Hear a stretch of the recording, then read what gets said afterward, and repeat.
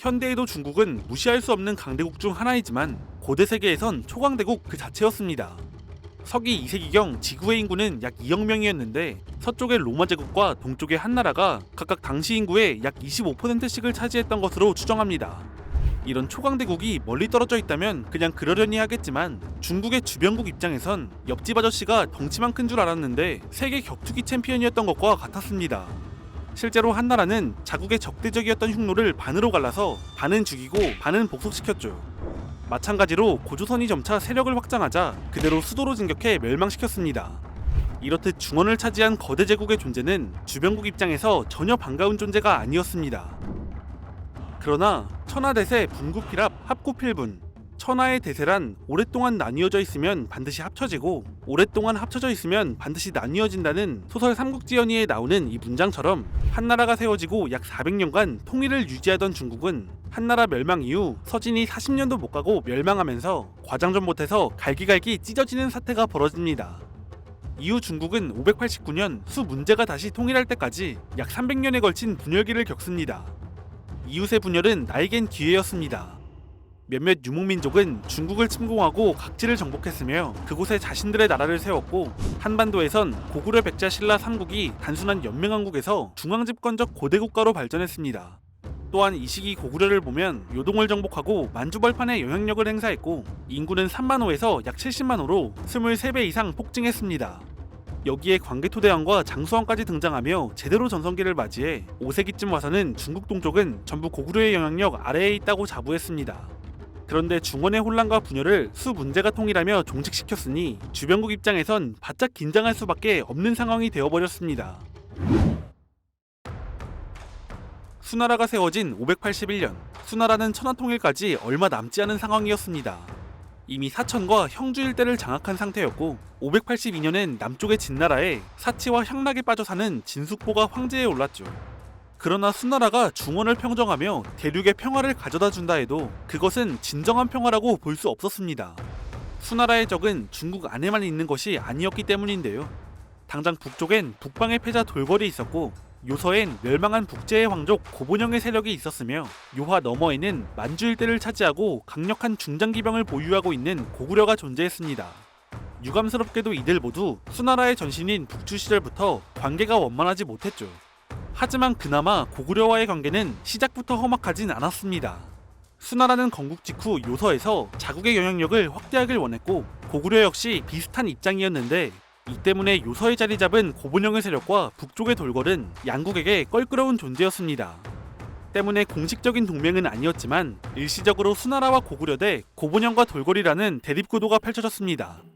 양국의 외교는 나름 긴밀했던 것인지 고구려는 581년부터 584년까지 약 8차례의 견수사를 파견하기도 했습니다. 그러나 583년 수문제가 돌궐과의 전쟁에서 크게 승리하고 같은 해 4월 고본영 역시 몰락시키자 584년부터 양국은 점차 요서를 두고 경쟁하기 시작합니다. 고본영 세력에 속해 있던 말갈족은 일부는 수나라로 일부는 고구려로 전향했고 양국은 각자 요서에서의 영향력을 강화했습니다. 고구려는 수나라의 적국인 남중국의 진나라와 외교를 강화하기도 하는데 수나라가 진나라를 멸망시키고 중원을 평정하자 수문제는 고구려 평원왕을 비난하는 사신을 파견하거나 고구려의 적대적인 유목민을 포섭하는 등 여러 방면으로 고구려를 압박했습니다. 이에 고구려는 수나라의 스파이를 파견하고 군사기술을 훔치거나 수나라에 포섭된 유목민을 살해하는 것으로 대응했습니다. 이렇게 수나라 건국 초 양국의 나름 긴밀했던 모습은 더 이상 찾아볼 수 없게 되는데요. 양국의 긴장이 점차 고조되던 와중에 590년 고구려 평원왕이 사망하고 그의 아들 영양왕이 즉위합니다. 양국이 긴장 속에 평화를 이어가던 도중 598년 2월 요서에 있는 수나라의 영주가 공격당했습니다. 고구려 영양왕이 고구려의 영향력 아래에 있는 말갈기병 1만을 동원해 선빵을 친 것인데요. 일단 공격 자체는 영주 총관 위충이 격퇴하는 데 성공했지만 수문제는 이 공격에 매우 분노했습니다. 그는 2월 4일 자신의 5번째 아들 한왕양량과 왕세적을 행군원수로 임명하고 고경을 행군장사로 주라우를 수군총관으로 삼으며 육군과 해군을 합쳐 총 30만의 고구려 원정군을 편성했습니다. 고구려 수나라 전쟁의 시작이었습니다. 수나라의 고구려 원정군은 음력 6월경 출병한 것으로 추정됩니다. 한여름에 출병한 것인데 원정군의 진군은 결코 쉽지 않았습니다. 기록에 따르면 쉽지 않은 수준이 아니라 죽음의 행군이나 마찬가지였는데요.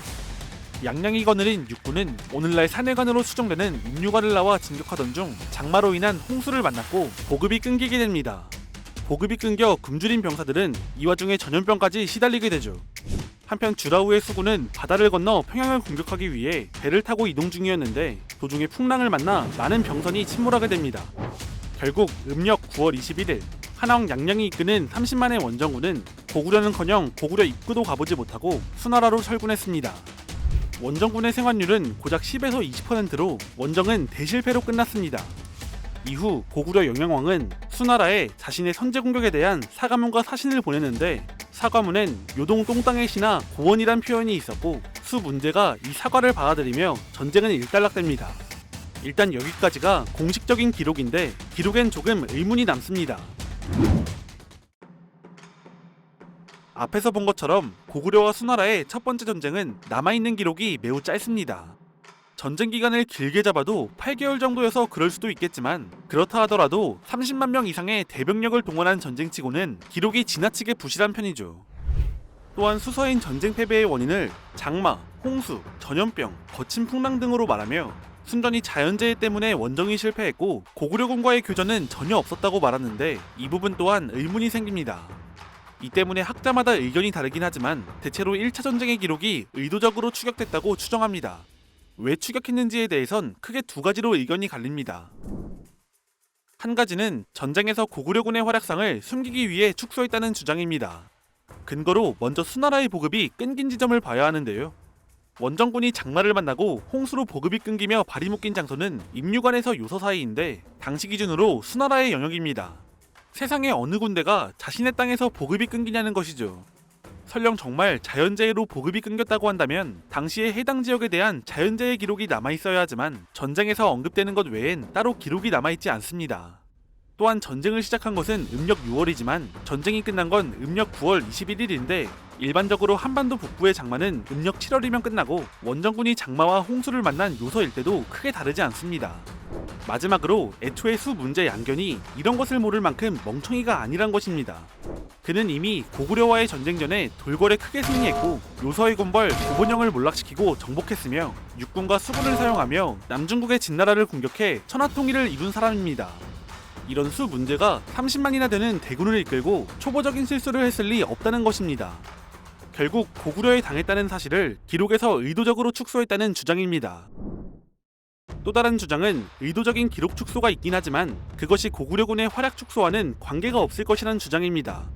당시 양국은 요서 일대의 여러 부족을 상대로 영향력 확장 경쟁을 하고 있었기 때문에 고구려의 영주 선방은 수나라에 직접적인 피해를 주진 못했지만 고구려가 요서에서의 세력을 과시하는 모양새가 되었는데 여기서 소극적인 모습을 보이면 향후 경쟁에서 밀릴 수 있다는 것입니다. 그러다 보니 수나라는 곧바로 반격을 해야 했는데 문제는 건국 초에 크게 승리해 억눌러 놨던 돌궐이 다시 수나라와 대립 중이었다는 것인데요. 즉 수나라는 여차하면 돌궐과 고구려 양국에 대한 양면 전쟁이 벌어질 수도 있는 상황이었고 그러다 보니 대군을 동원해 최대한 전쟁을 빨리 끝내야 했으며 준비는 어설퍼질 수밖에 없었습니다. 결국 속전속결을 시도하다 파국을 불러왔다는 주장입니다. 당시 고구려와 돌궐이 직접적으로 동맹을 맺고 행동을 벌인 것은 아니었지만 둘의 찌르기 타이밍은 너무나도 적절했습니다. 하지만 어느 쪽이 되었건 기록이 매우 적어서 확실하게 납득할 만한 근거는 미진한 상태입니다. 결국 확실한 사실은 고구려 영양왕이 선방을 쳤고 이에 분노한 수 문제는 30만 원정군을 파견했지만 원정군은 고구려는커녕 요하도 넘지 못했으며 고구려 입국 컷이 아니라 수나라 출국 컷을 당했습니다. 이때 교전은 없었다고 하지만 고구려가 동원한 병력은 1만은 넘을 것으로 추정되는데 정확히 알 수 없을 정도로 규모는 그리 크지 않았던 것으로 보입니다. 전쟁의 패배는 문제에게 뼈아픈 결과로 돌아왔습니다. 당장 고구려와 경쟁하던 요서에서의 영향력이 대폭 축소되었고 이는 고구려와 돌궐이 요서를 통해 서로 안정적인 교류를 이어갈 수 있게 됐다는 것을 의미했습니다. 내부적으론 패전에 대한 책임 공방이 벌어지며 고구려에 대한 외교 문제에 대신들의 의견이 하나로 모아지지 않았죠. 그러나 중국사에서 손에 꼽을 만큼 유능한 황제였던 수 문제는 계속해서 상황을 돌파해 나갔습니다. 그는 이후 고구려와 돌궐 양쪽을 한 번에 상대할 수 없다는 것을 실감한 것인지 죽기 직전까지 돌궐에 집중했습니다. 599년 돌궐 내전에 개입해 여러 가한 중 세력이 가장 약한 계민가한을 지원했고, 이를 통해 603년엔 동돌궐을 완전히 복속시키는 데 성공했습니다. 이것은 결국 동북아의 거대 국가 중 더 이상 고구려의 편은 없다는 것이었고, 수나라는 안정적으로 대규모의 병력을 고구려로 투입할 수 있게 되었습니다. 고구려의 선제 공격에 수나라가 대군을 소집하며 시작된 양국의 첫 번째 전쟁은 수나라의 30만 대군이 수나라 출구에서 병에 걸리고 굶어 죽었다는 처참한 결과로 끝났습니다. 하지만 중요한 것은 꺾이지 않는 자금, 아니 의지. 비록 고구려와의 전쟁에서 대패했지만 그것이 천하 패권을 향한 수나라의 의지가 꺾이는 것으로 이어지지는 않았습니다. 수 문제는 죽기 전까지 돌궐에 집중하며 동돌궐을 완전히 복속시켰습니다. 604년 수 문제가 죽고 차남 양광이 황제에 오르는데 그가 바로 그 유명한 수양제입니다. 그에 대해선 지금도 여러 이야기가 남아있을 정도로 중국사의 대표적인 폭군이자 패륜화로 알려져 있는데요. 양제가 폭군이고 패륜화가 맞을 수 있지만 정말 완전히 무능했던 인물은 아니었습니다. 과거 통일 이전 수 문제가 남중국의 진나라를 공격했을 때 수양제는 20살의 나이에 행군원수가 되어 앞장서서 진나라를 멸망시켰고, 이 과정에서 백성들에 대한 약탈을 최소화했으며 정복지에서 반란이 일어나자 도시를 지켜내는 등 이름뿐인 사령관이 아니라는 것을 증명했습니다. 문제가 벌인 1차 고구려수 전쟁에선 별다른 활약을 하진 않았지만 이때는 주요 사령관이 아니었죠. 아무튼 아직까진 인성에만 문제가 있던 그가 황제에 오르며 수나라는 다시금 천하 패권과 중화 번영을 위한 행보를 이어가게 됩니다. 한편 첫 번째 전쟁 이후 고구려도 놀고만 있진 않았습니다. 분명 1차 전쟁은 고구려의 입장에선 대승 중의 대승이었지만 전쟁의 진행 자체는 압박감을 느끼기에 충분했습니다. 고구려가 선제 공격을 했던 598년 2월 수 문제는 그달 바로 원정군을 편성했고 6월에 원정군 30만이 출병했습니다. 그러니까 황제가 명령 한마디 했더니 단 4개월 만에 30만 대군을 모아서 원정을 보낼 수 있던 것이었죠. 통일된 대륙의 힘을 실감케 했습니다. 이 때문에 고구려는 한반도에 있는 주변국을 먼저 통제하려 한 것으로 추정됩니다. 고구려는 과거 전성기를 누리며 백제와 신라를 상대로 강력한 영향력을 행사해왔지만 시간이 흘러 6세기 중반 고구려가 돌궐의 침입에 대응하는 사이에 둘은 나제 동맹을 맺었고 고구려의 남부를 공격해 영토를 빼앗았습니다. 이후 수나라와의 첫 번째 전쟁이 끝나고 수나라가 돌궐에 집중하자 주변 정세가 안정되었다고 판단한 고구려는 자신의 옛 땅이었던 한강유역에 대한 공격을 시작했습니다. 603년엔 신라를, 607년엔 수군까지 동원하며 백제를 공격했는데 두 전쟁 모두 한강유역을 회복하는 것이 목적이라기보단 백제와 신라의 한강유역에 대한 지배력을 약화시키고 동시에 수나라와 교류하는 것을 방해하고 압박하기 위한 것으로 추정됩니다. 하지만 결과는 모두 실패였습니다. 전성기의 한반도 남쪽 땅을 회복하지 못했고 수나라와 신라 백제의 외교관계를 끊어내지도 못했습니다. 되려 신라와 백제는 고구려 좀 공격해달라고 수나라에 사신을 파견했죠. 나중에 612년에 백제는 수나라가 고구려를 공격해준다면 전쟁에 동참하겠다고까지 말했습니다. 물론 막상 이렇게 말해놓곤 나중에 전쟁이 터지자 모른 척하고 신라를 공격했습니다. 패륜화 수양제의 시간도 빠르게 흘러갔습니다.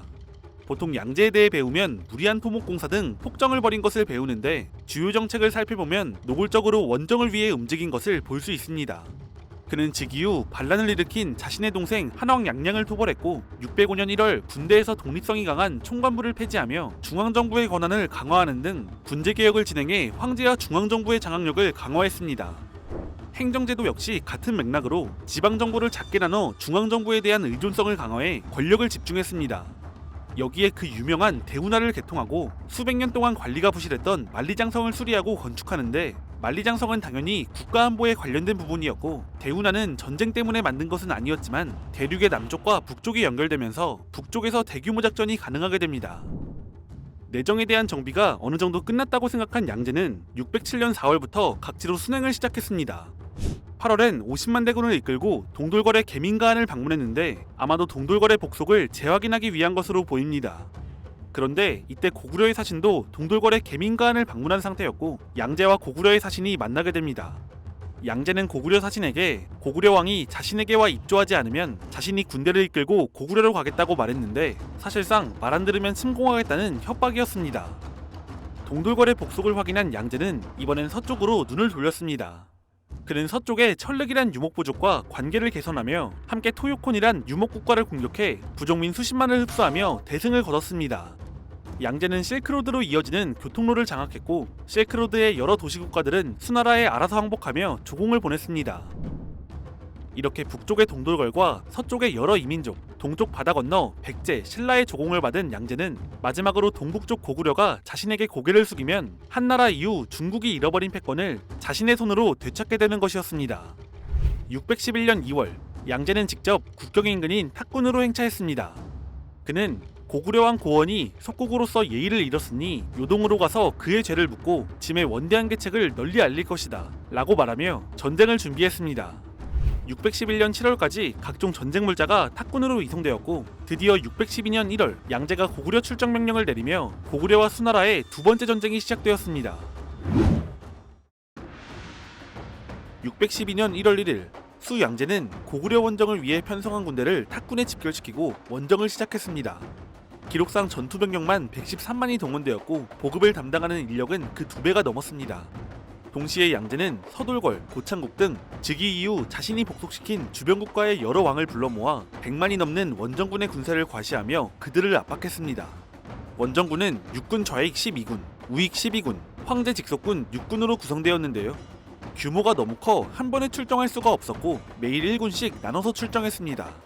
이때 각 군은 40리씩 간격을 두며 진군했는데 출정에만 40일이 걸렸고 113만 원정군의 길이만 1000리가 넘었습니다. 대군을 동원한 양제의 원정은 순조롭게 시작되었습니다. 아버지 수 문제가 첫 번째 원정에서 음력 6월에 출정해 고생했던 것에 비해 그는 음력 1월에 출정했고 1차 전쟁 때의 약 4배가량 되는 대군을 순조롭게 요서까지 진군시켰죠. 양제는 장마가 오기 전에 고구려를 굴복시킬 수 있을 것이라 판단한 것으로 보입니다. 이어서 원정군은 전방의 군사기지인 노아진과 회원진에서 대량의 물자를 공급받았고 요서에 있는 고구려의 군사기지인 무려라를 접수했습니다. 무려라는 고구려의 최전방 기지였는데 고구려 쪽에서도 그곳을 지키기 힘들다고 판단했는지 병력을 철수시킨 상태였습니다.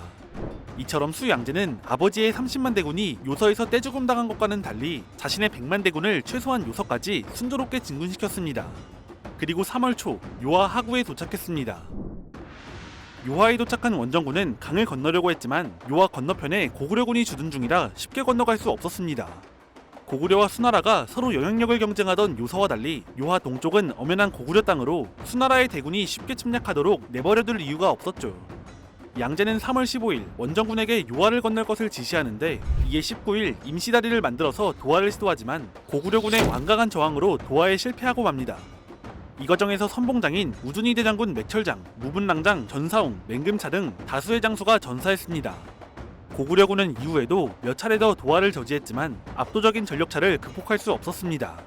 결국 고구려군이 철수하며 원정군은 3월 말쯤이면 요서에서 요동으로 넘어가기 시작합니다. 결과적으로 수나라군은 3월에 요하에 도달해 4월이 다 되어서 강을 건널 수 있었는데 이것은 수나라의 좋지 않은 조짐이었습니다. 지난 전쟁의 경험을 볼 때 여름이 다가오는 것은 결코 달가운 일이 아니었고 본격적인 전투가 시작되면 진군 속도가 더뎌질 텐데 요하에서부터 고구려군의 발목을 잡힌 것이죠. 어쨌든 요하를 넘는 것 자체는 성공했으니 전술적인 목표는 달성한 셈.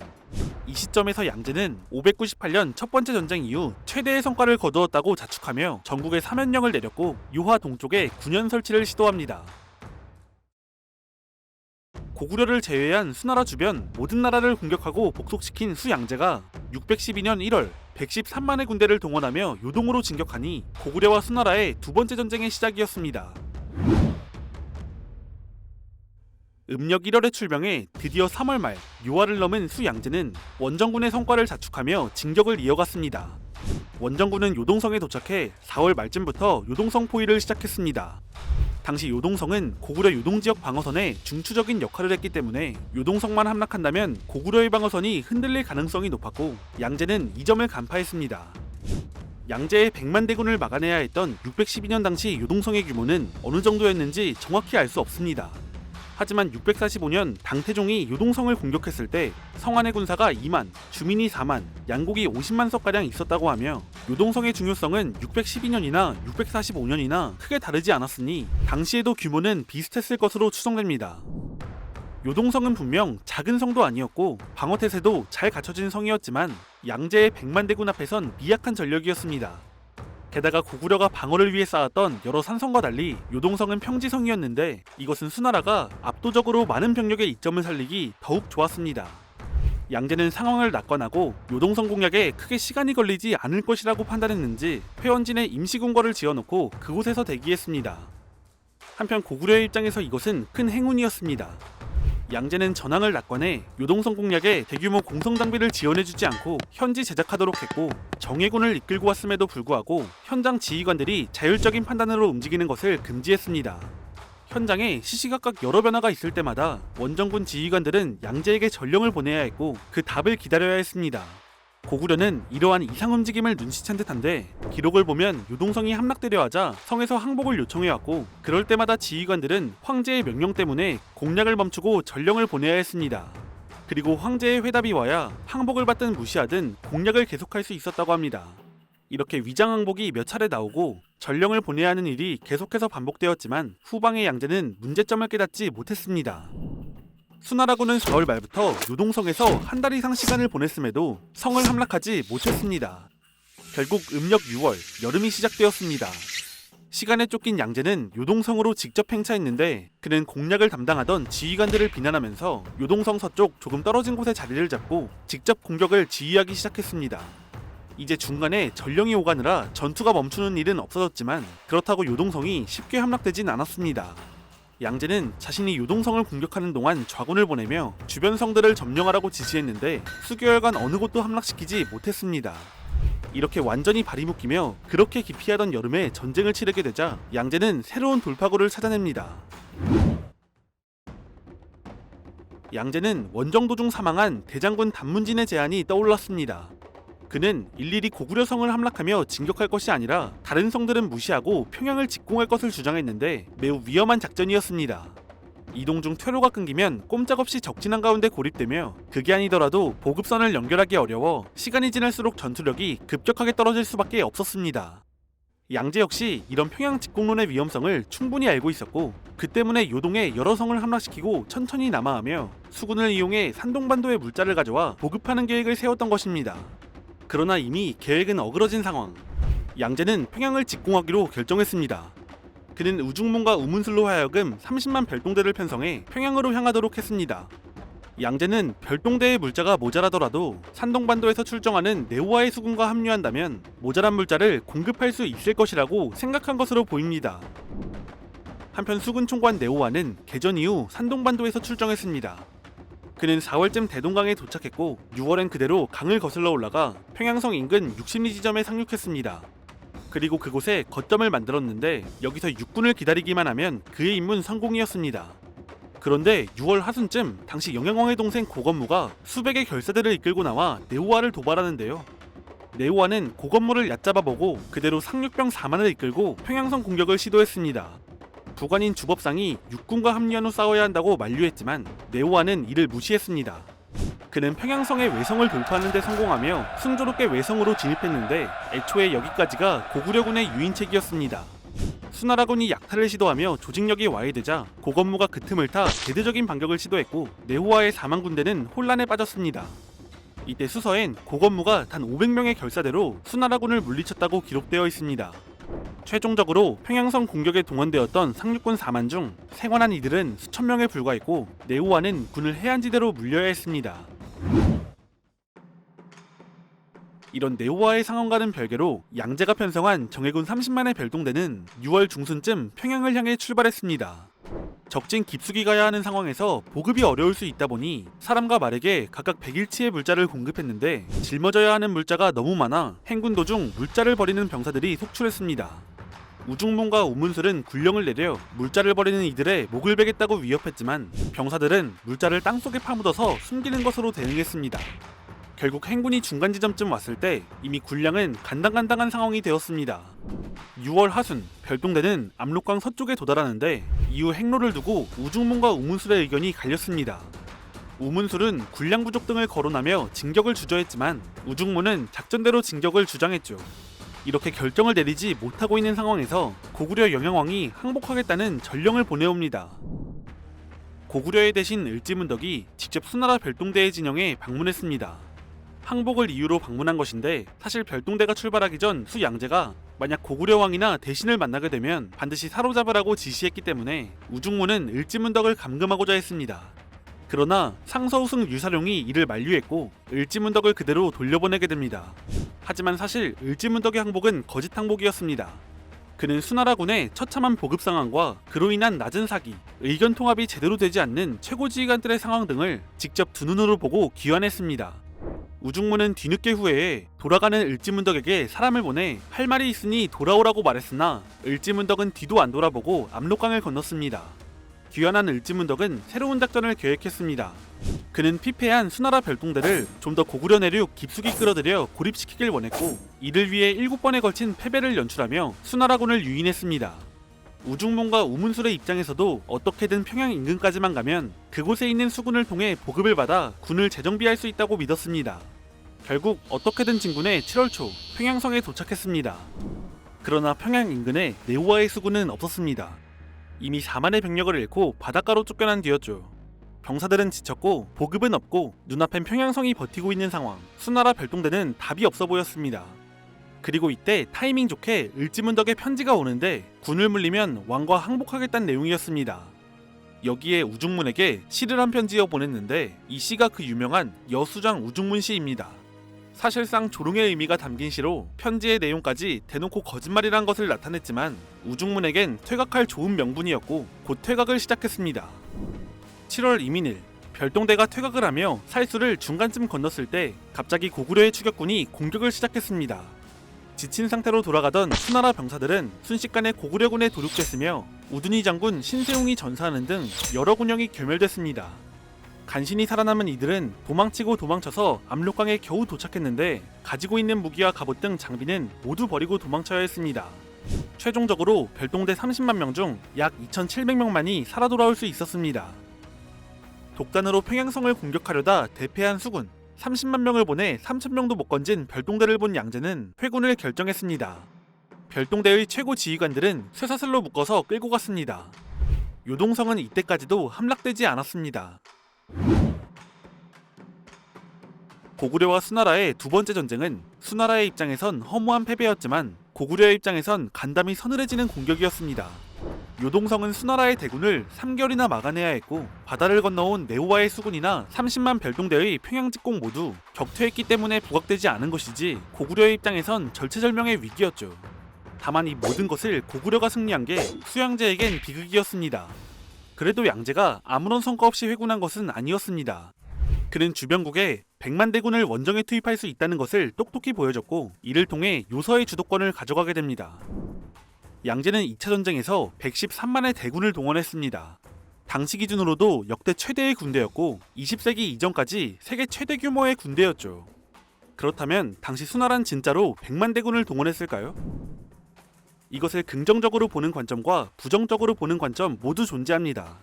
긍정론의 경우 수나라의 군 편제를 보면 기록상 병력을 부풀리는 경우와 달리 편제가 매우 자세하고 군 편성상 충분히 가능하다는 주장입니다. 1군에 기병과 보병, 각 군에 물자를 옮기는 치중 용차 3병이 있는데 규모를 최소 1군에 2만 5천 명 정도로 볼 수 있고 원정군 30군에 네오와의 수군을 더하면 대략 82만 명으로 볼 수 있으며 중간중간 기록에 등장하는 30군 외의 군까지 계산하면 100만은 충분히 나온다는 것입니다. 특히 황제의 군대는 다른 군보다 그 규모가 거대했고 하루에 1군씩 출발해 40일이 걸렸다는 기록을 보면 30군이 아니라 도합 40군이었을 것이며 이렇게 되면 100만이 넘습니다. 부정론의 경우엔 당시 수나라 인구가 4,600만가량인데 자국 방어도 아니고 원정에 인구의 2% 이상을 투입하는 것이 가능하냐는 주장입니다.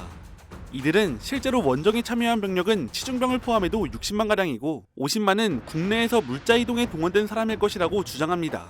일종의 절충론도 있는데 100만 대군은 전투병력과 비전투병력을 합친 숫자일 것이란 주장입니다. 그러면 수양제는 대체 왜 100만 대군을 동원했을까요? 100만 대군이 실존하는가에 대한 논쟁은 잠시 덮어두더라도 그가 당시 가용한 최대 병력을 동원한 것은 사실인데 이에 대해선 재밌는 주장이 있습니다. 양제 본인은 고구려 원정이 매우 쉽게 끝날 것이라고 판단했다는 주장인데요. 정확하게 말하면 수나라의 막강한 국력을 과시하면 고구려도 알아서 복속하지 않겠냐고 판단했다는 것이죠. 이에 대한 근거로 양제는 개전 이전인 607년 계민가은의 막사에서 고구려 사신과 접촉했을 때부터 줄곧 복속을 요구했고 병사들에게 고구려 땅에서 약탈을 금지시켰습니다. 또한 그가 황제가 되고 복속시킨 주변 민족의 경우 국력차를 실감하고 알아서 복속한 경우가 있었는데 고구려도 크게 다르지 않을 것으로 봤으며 당시 수나라에 대놓고 저항하는 나라는 고구려 하나뿐이라 고구려도 얼마 버틸 수 없다고 봤을 것이란 추정입니다.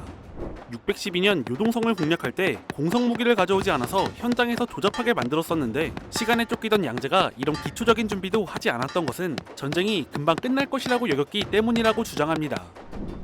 아무튼 수양제는 100만 대군을 동원하고도 고구려를 복속시키지 못했습니다. 그러나 10번 찍어서 안 넘어가는 나무가 없듯이 그는 이렇게 원정을 실패로 끝낼 생각이 전혀 없었습니다. 100만 대군을 동원해 고구려의 성을 단 한 개도 함락하지 못한 수양제. 그러나 10번 찍어 안 넘어가는 나무 없고 7번 넘어지면 8번 일어서면 된다는 말처럼 양제는 원정을 실패로 끝낼 생각이 전혀 없었습니다. 마지막 딱 한 번만 이기면 고구려 원정도 성공으로 기록될 것이고 양제는 중화패권을 이룬 위대한 군주로 기록될 것이었습니다. 요동에서 회군한 양제는 국가 내부를 정비하기 시작했습니다. 회군하고 한 달이 조금 넘은 612년 9월 3일 낙양에서 조서를 발표해 공신을 우선해서 벼슬을 주는 것을 금지하고 유교 경전에 능숙한 이들을 중심으로 관직을 수여할 것과 동시에 관리들에 대한 감찰을 강화할 것을 발표했습니다. 11월 3일엔 고창국과 국훈을 주선하여 관계를 강화했고 5일엔 우문술, 우중문, 유사룡 등 살수대첩의 패장들에 대한 처벌을 진행했습니다. 우문술과 우중문은 서민으로 강등되었고 을지문덕을 그냥 돌려보내자고 조언한 유사룡은 처형되었습니다. 우중문과 유사룡을 제외한 대부분의 장수는 이후 사면되었습니다. 이렇게 내부를 정비한 양제는 613년 1월 1일 정예병을 따로 선발해 탁군에 집결시키는 것으로 다시 고구려 원정을 위한 본격적인 시동을 걸었습니다. 613년 3월 4일 양제가 다시 요동으로 향하며 3차 고구려 수전쟁이 시작되었습니다. 조정의 많은 신하들은 고구려가 복속하지 않는 것이 미개한 오랑캐이기 때문이고 그들을 징벌하는 것은 신하들이 할 일이라며 양제를 만류했지만 자신이 모든 것을 주도한 2차 전쟁의 성적표가 비참했기 때문인지 양제는 황제가 직접 군을 이끄는 친정을 고집했습니다. 그러나 양제가 분노 때문에 아무런 생각 없이 전쟁을 벌인 것은 아니었습니다. 그는 고구려의 옛 군사기지인 무려라에 통정진이라고 하는 새로운 전진보급기지를 설치했고 아무리 많은 군대를 동원해도 보급이 원활하지 않으면 힘을 쓰지 못한다는 것을 실감하며 정확한 병력 규모는 알 수 없지만 약 30만가량의 병력을 동원했습니다. 단순 계산만 하더라도 병력 규모가 두 번째 원정의 3분의 1 이하로 감소한 것이죠. 물론 30만 역시 100만보다 적을 뿐 옛날이건 지금이건 어마어마한 규모의 병력입니다. 아무튼 양제는 2차 전쟁의 유일한 성과인 무려라와 보급에 실패한 교훈을 10분 활용하며 전쟁을 시작했습니다. 이전 전쟁으로 무려라라는 전방기지만 빼앗기고 살수대첩 등 100만 대군을 막으며 상당히 선방해낸 고구려였지만 타격이 아예 없던 것은 아니었습니다. 요설하는 완충지대가 사라지면서 고구려의 방어 공간이 좁아졌죠. 4월 27일 양제는 이번엔 요하를 무난하게 건너갑니다. 도하에 성공한 양제는 지난 원정의 교훈을 살렸습니다.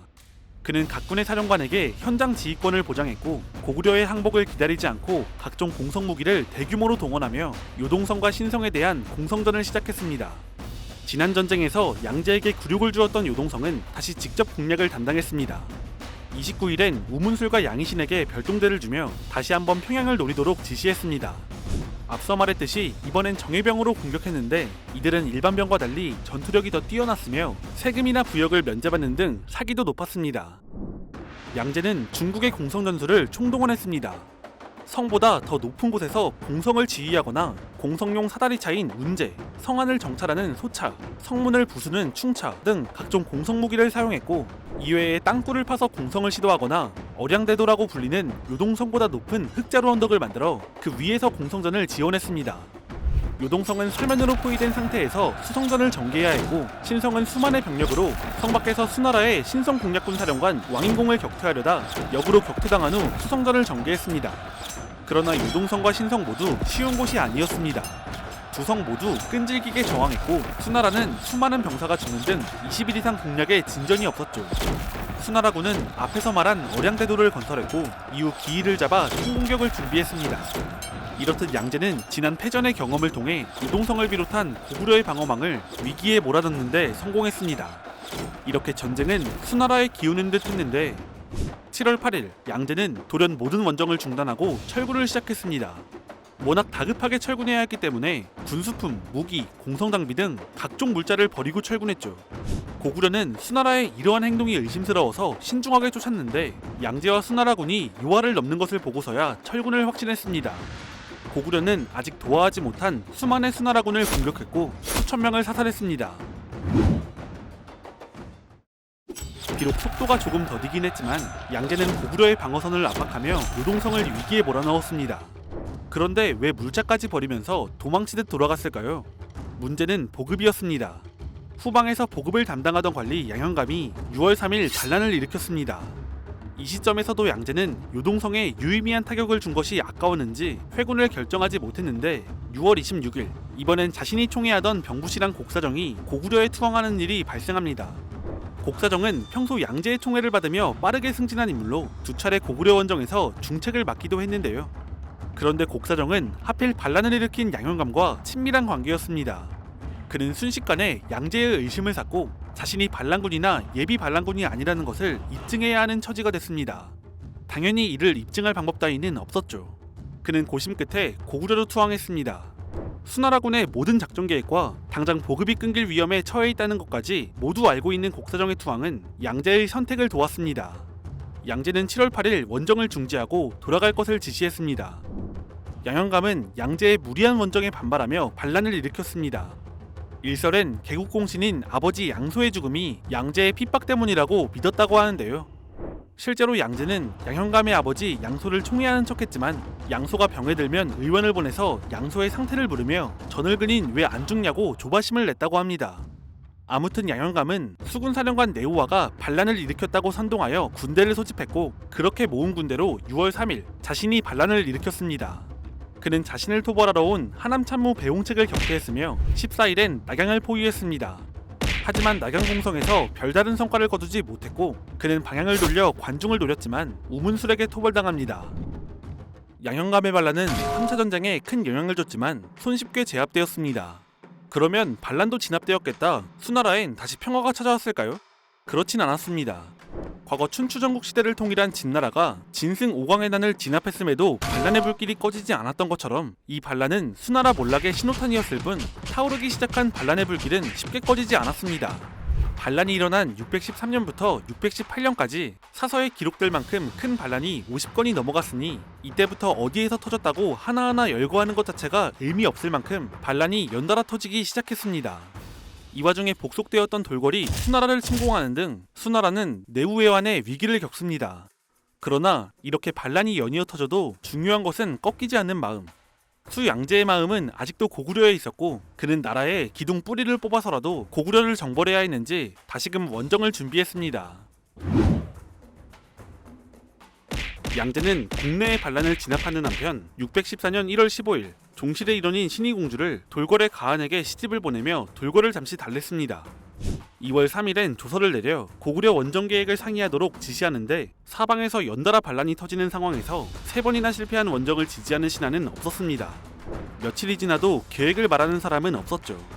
그러나 양제는 조서를 내려 다시 독촉했고 3월 14일 직접 탁군으로 행차했습니다. 하지만 탁군에서 전방기지인 회원진까지 4개월이나 걸려 이동하는 등 당시 신하들이 판단했던 것처럼 원정은 매우 어려웠던 것으로 보입니다. 이렇게 본국에서 자발적으로 반란에 동참한 백성들이 수십만인 상황에서 어쨌거나 양제가 회원진에 도착하며 4차 고구려 수전쟁이 시작됐습니다. 원정은 시작부터 어려웠습니다. 동원된 병사들은 혼란스러운 국내 정세와 이미 원정이 3차례나 실패로 돌아갔다는 것을 알고 있었고 그곳에 끌려간다는 사실에 사기가 매우 낮았습니다. 적지 않은 병사들은 진군 도중 탈영을 했죠. 양제는 탈영에 실패한 이들을 죽이기까지 하며 막고자 했지만 큰 소득은 없었습니다. 이렇듯 원정은 전투도 벌어지기 전부터 망한 전쟁의 기운이 느껴졌습니다. 그런데 수나라는 전쟁 초반부터 역대 원정 중 최대의 전과를 올리는 데 성공합니다. 2차 전쟁에서 수군 상륙부대를 통째로 날려먹은 내우화. 이로 인해 그는 3차 전쟁에서 단순한 물자 수송 업무에 집중하며 별다른 활약을 하지 못하는데요. 하지만 모두들 아무것도 못하고 있던 이번 4차 전쟁에서 그는 수군을 이끌고 요동반도 서쪽 해안가에 상륙했고 이후 비사성을 공격해 고구려군 1천여 명을 사살하며 성을 함락했습니다. 16년간 4차례 전투에서 수나라군이 고구려의 성을 함락한 유일한 사례이며 전쟁의 최대 성과였습니다. 비사성이 함락된 이상 고구려의 해안지대가 위협받을 수 있으며 실제로 내우화는 그대로 평양을 위협하고자 했습니다. 그러나 비사성의 함락이 고구려의 위기로 이어지는 일은 없었습니다. 수나란 이후 별다른 전투를 벌이지 못했죠. 양제는 이대로 또 성과 없이 회군하는가 했는데 7월 29일 고구려가 사신을 보내 항복의 의사를 전했습니다. 고구려는 사신과 함께 양제를 배신하고 고구려에 투항한 곡사정을 압송하는 성의를 보였습니다. 양제는 크게 기뻐하며 항복을 받았고 비사성을 돌려주며 8월 4일 철군했습니다. 네 차례의 원정은 고구려 역시 피폐하게 만들었습니다. 물론 수나라가 피폐해진 것에 비할 바는 아니었지만 많은 인적, 물적 피해를 입었고 전쟁의 피로 역시 심각했습니다. 이 상황에서 비사성까지 함락되자 내부적으로 더 이상 전쟁을 이어갈 수 없다고 판단했습니다. 다행히 양제의 상황은 더 나빴던지라 이렇게 외교적으로 양제의 체면을 세워주는 선에서 마무리됐습니다. 이 항복은 명목상의 항복이었는데 고구려의 칭신과 함께 왕의 입조를 요구했지만 고구려는 무시했습니다. 양제는 매우 화나 다시 원정을 가겠다고 길길이 날뛰었는데 그게 전부였습니다. 전쟁에서 돌아온 양제를 기다리는 것은 몰락뿐이었습니다. 돌아오자마자 배신자 곡사정의 목을 뱉지만 수나라 내부에서 벌어지는 반란은 기세를 멈추지 않고 계속되었습니다. 돌궐 역시 수나라의 몰락을 보고 적대적으로 돌아섰는데 614년까진 일부 반란군을 지원하는 수준이었지만 615년엔 순행하던 양제를 직접 공격하여 궁지에 몰아넣었습니다. 이어지는 반란에 반란군을 진압하겠다고 일어난 관군이나 의용군의 수도 적었습니다. 그마저도 말이 관군이고 의용군이지 실상은 그냥 반란군과 경쟁하는 또 다른 반란군이었습니다. 또 이들을 진압해야 하는 각지의 관료들은 반란을 일으키거나 반란군에 투항하고 있었으니 수나라는 국가 멸망 태클을 착실하게 밟고 있었습니다. 617년 11월 9일 당공 이연이 도성에 왔습니다. 그는 수양제를 퇴위시켜 태상왕으로 만들고 양제의 손자 양유를 황제로 세웠습니다. 이때 양제는 강도로 피난가 있었는데 그에겐 아무런 방법도 없었기 때문에 퇴위를 받아들였습니다. 이렇게 강도에서 호화롭게 생활하던 중 618년 3월 양제는 불만을 가진 친위대의 반란으로 인해 생을 마쳤습니다. 그의 나이 50세였습니다. 양제의 손자 양유는 황제에 오른 지 8개월 만에 당공 이연에게 황위를 넘겼습니다. 한나라 이후 중국을 다시 통일한 수나라는 38년 만에 멸망했습니다. 양제는 다시 한나라를 만들고 싶었지만 진시황의 진나라를 재현하고 말았습니다. 양제 본인은 진시황 이후 최악의 폭군으로 평가받게 됐죠. 그는 재위 초기 고구려를 제외한 주변국을 평정하며 유능한 모습을 보였지만 고구려 원정에 대한 집착은 나라를 멸망의 길로 이끌었습니다. 아이러니한 점은 수나라는 분명 원정을 반복할 때마다 항상 진일보한 성과를 거두었다는 것인데요. 1차 때 출국 컷으로 시작해 2차 때는 백만 요동 컷, 3차 땐 신성 인근 야전에서 고구려군을 격퇴하고 요동성을 크게 위협했으며 4차 땐 기어코 고구려의 성을 함락했습니다. 결과적으로 죄다 실패하긴 했지만 정말 10번 찍어 안 넘어가는 나무 없다고 10차 전쟁까지 했으면 성공했을 수도 있겠네요.